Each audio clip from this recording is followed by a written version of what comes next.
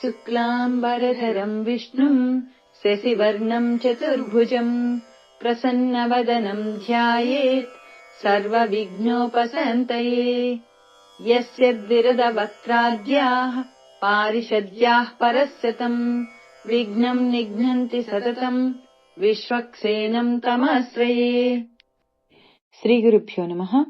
శ్రీ విష్ణు సహస్రనామ స్తోత్రంలో ఇప్పటి వరకు మనం 55వ శ్లోకం వరకు నేర్చుకుని ఉన్నాం. ఈ రోజు 56వ శ్లోకం నుండి 60వ శ్లోకం వరకు నేర్చుకుందాం. 56వ శ్లోకం. అజో అజో మహార్హ మహార్హ స్వాభావ్యో స్వాభావ్యో జితామిత్ర జితామిత్ర ప్రమోదనః ప్రమోదనః ఆనందో ఆనందో నందనో నందనో నంద నంద సత్యధర్మ సత్యధర్మ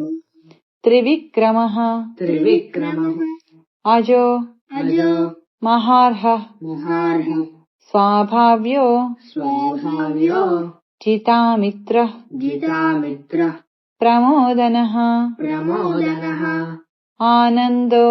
ఆనందో నందనో నందనో నంద నంద సత్యధర్మ సత్యధర్మ త్రివిక్రమః త్రివిక్రమః అజో మహార్హ స్వాభావ్యో అజో మహార్హ స్వాభావ్యో జితామిత్ర ప్రమోదనః జితామిత్రి ప్రమోదనః ఆనందో నందనో నంద ఆనందో నందనో నంద సత్యధర్మ త్రివిక్రమః సత్యధర్మ త్రివిక్రమః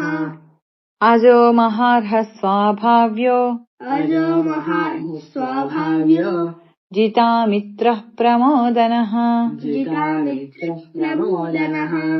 ఆనందో నందనో నంద ఆనందో నందనో నంద సత్యధర్మ త్రివిక్రమః సత్యధర్మ త్రివిక్రమః అజో మహార్హ స్వాభావ్యో జితామిత్ర ప్రమోదనః అజో మహార్హ స్వాభావ్యో జితామిత్ర ప్రమోదనః ఆనందో నందనో నంద సత్యధర్మ త్రివిక్రమః ఆనందో నందనో నంద సత్యధర్మ త్రివిక్రమః అజో మహార్హ స్వాభావ్యో జితామిత్ర ప్రమోదనః అజో మహార్హ స్వాభావ్యో జితామిత్ర ప్రమోదనః ఆనందో నందనో నంద సత్యధర్మ త్రివిక్రమః ఆనందో నందనో నంద సత్యధర్మ త్రివిక్రమః ఆనందో నందనో నంద సత్యధర్మ త్రివిక్రమః ఆనందో నందనో నంద సత్యధర్మ త్రివిక్రమః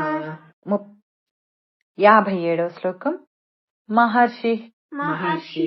కపిలాచార్య కపిలాచార్య కృతజ్ఞో కృతజ్ఞో మేదినీపతిః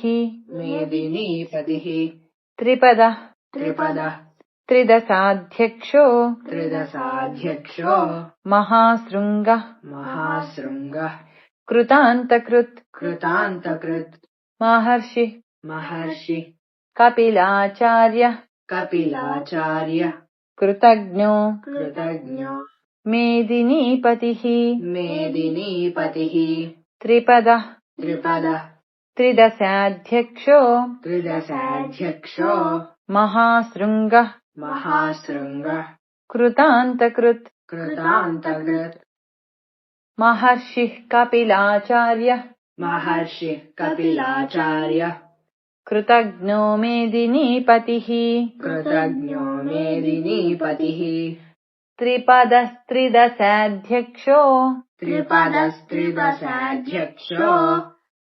మహాశృంగః కృతాంతకృత్ మహాశృంగః కృతాంతకృత్ మహర్షి కపిలాచార్య మహర్షి కపిలాచార్య కృతజ్ఞో మేదినీపతిః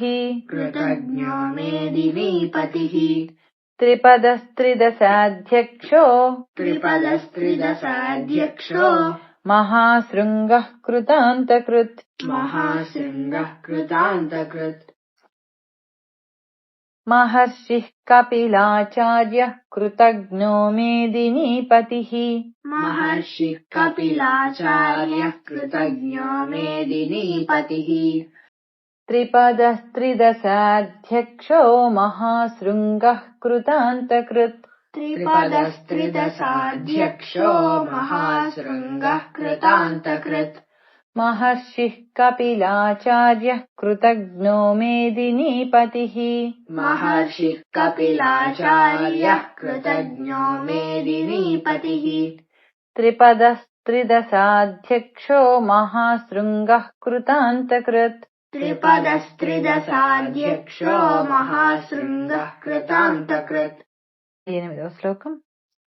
महावराहो महावराहो गोविन्दः गोविन्दः सुषेणः सुषेणः कनकाङ्गदी कनकाङ्गदी गुह्यो गुह्यो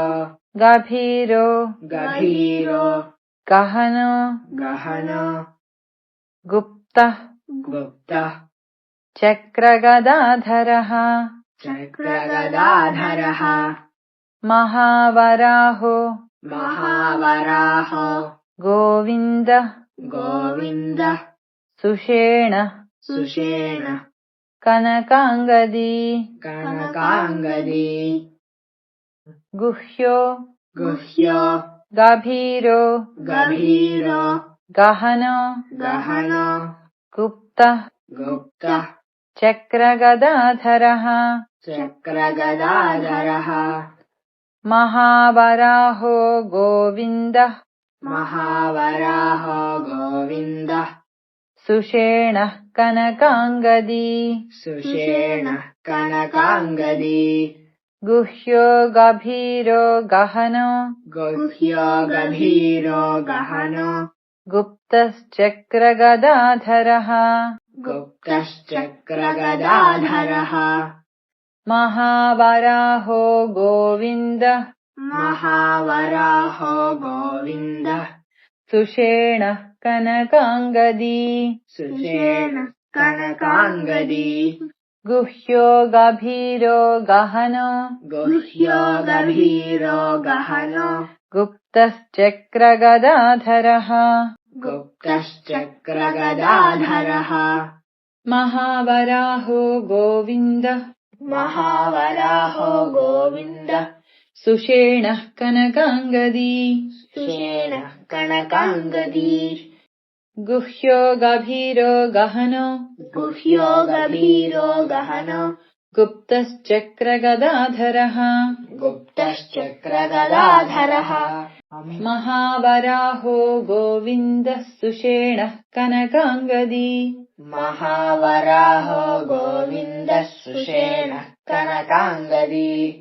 गुह्यो गभीरो गहनो गुप्तश्चक्रगदाधरः गुह्यो गभीरो गहनो गुप्तश्चक्रगदाधरः महावराहो गोविन्दः सुषेणः कनकाङ्गदी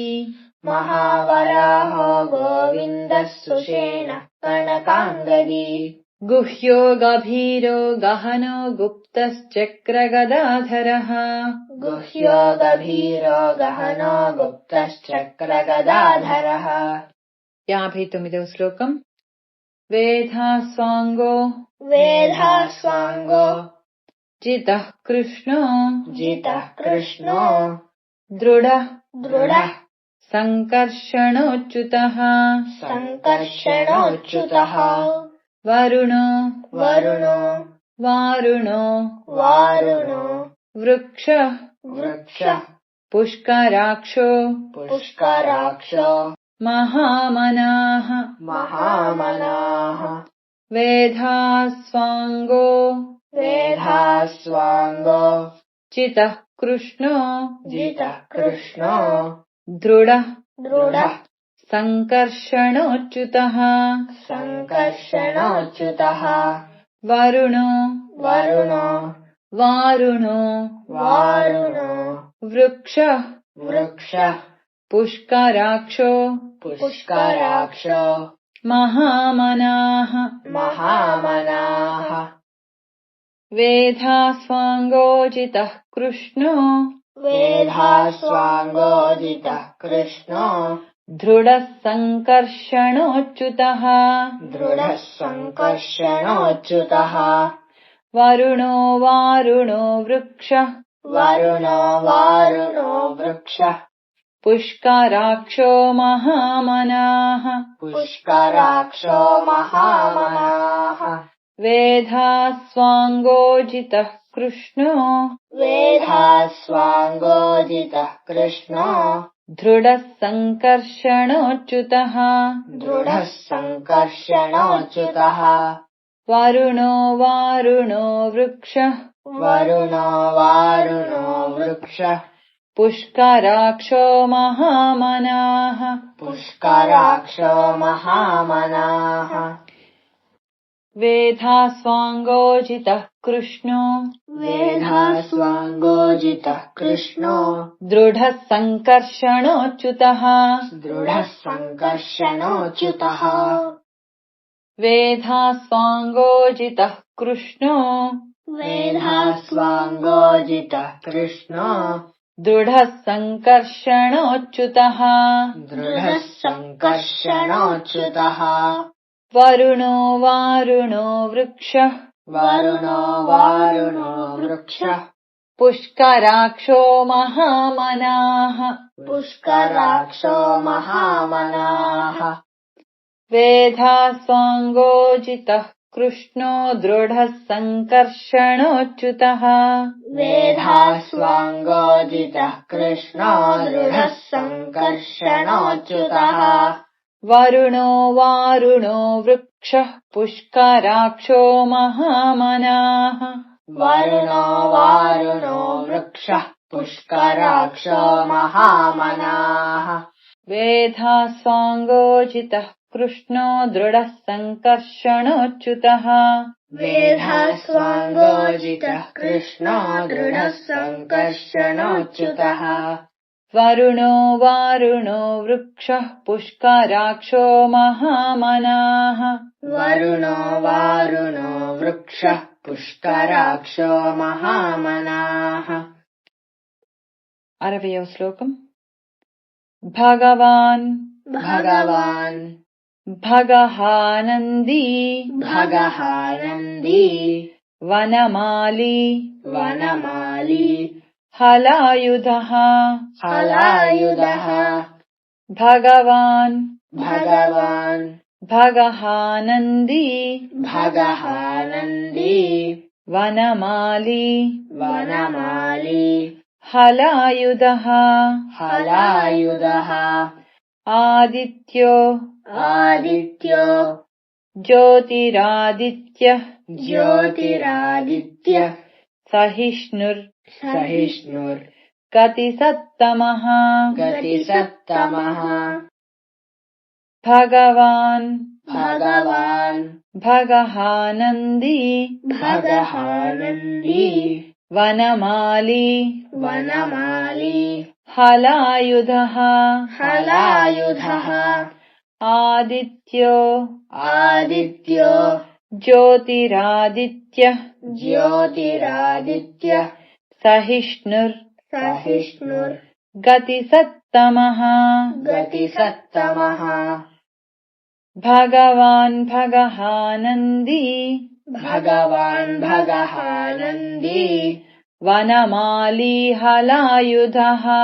वनमाली हलायुधः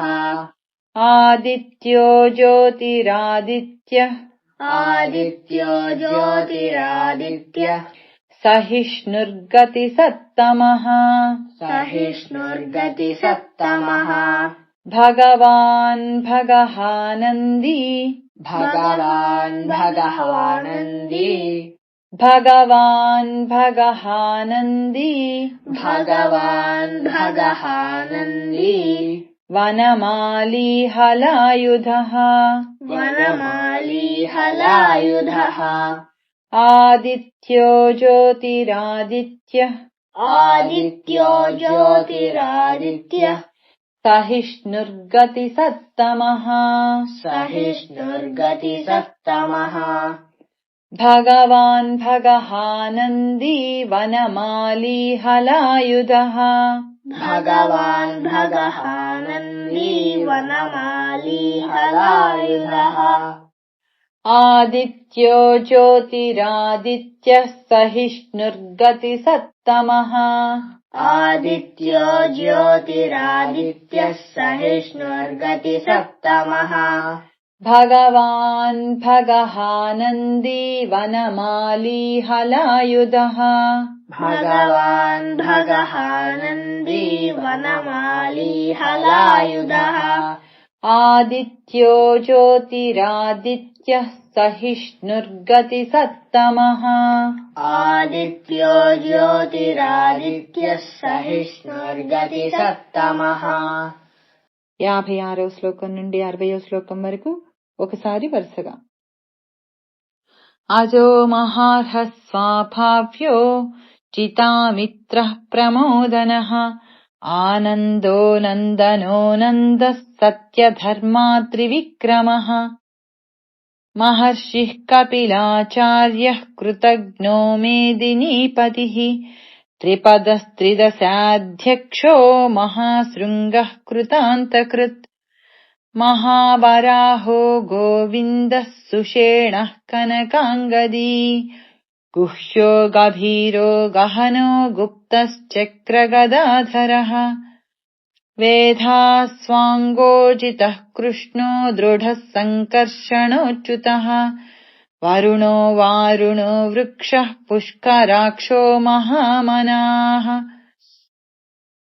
భగవాన్ భగహానందీ వనమాలి హలాయుధः